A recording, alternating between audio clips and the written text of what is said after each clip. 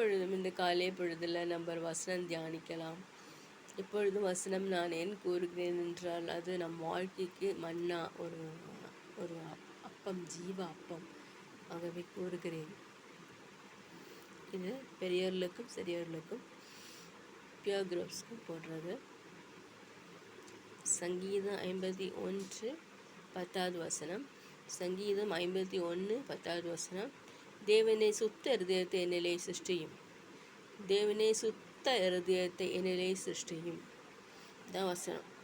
சுத்த இருதயம், pure heart, கள்ளம் கபடமற்ற இருதயம். கேடு நிறைந்த இருதயம் கொஞ்சம் பேருக்கு. நல்ல இருதயமாக, நல்ல இருதயம் அது வருமா? அது கிடைக்குமா? ஸ்லாக்கியம் அது கிடைப்பதே பெரிய பெரிய விஷயம்.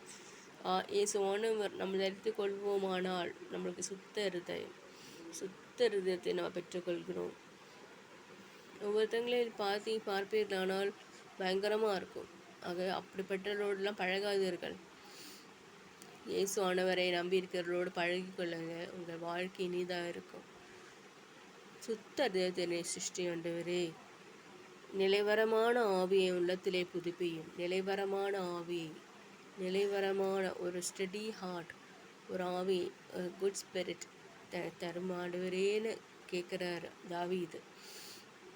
ஆகவே இந்த அதிகாரம் 51 முழுமையாக வாசிப்பீர்களானால் வாக்குத்தத்த வசனம், வாக்குத்தத்தங்கள் அடங்கிய வசனம், ஒவ்வொரு வசனமும் சுத்த நிலை. ஆண்டவர் என் பாவங்களை கழுக, என் பாவங்கள் மாற்றி சுத்த தாங்க எனக்கு உதவி செய்ய, நிலைவரமான ஆவி என்னிலே கொடுங்க ஆண்டவரேன்னு நம்ம கேட்கிற ஒரு அதிகாரம். கர்த்தாவே, இந்த சோப்பினால் என்னை கழுகும், என்னை அனைத்து முத்தமிடும் ஆண்டவர் இசப்பான்னு கதறுகிறார். யார்? தாவீது.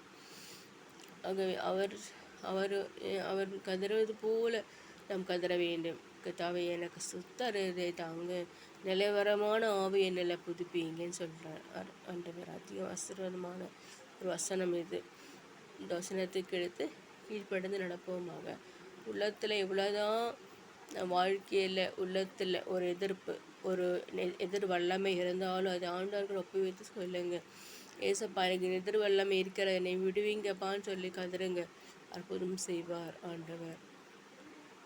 ஆண்டவர் உதவி செய்வாராக. ஆண்டவர் இந்த வசனத்தை கொண்டு இந்த ஆளை பேசுவாராக. தேவனை சுத்த இருதயத்தை என்னிலே சிருஷ்டியும். நிலைவரமான ஆவியை என் உள்ளத்திலே புதுப்பியும். நிலைவரமான ஆவியை என் உள்ளத்திலே புதுப்பியும். நீங்கள் நிரப்புங்க.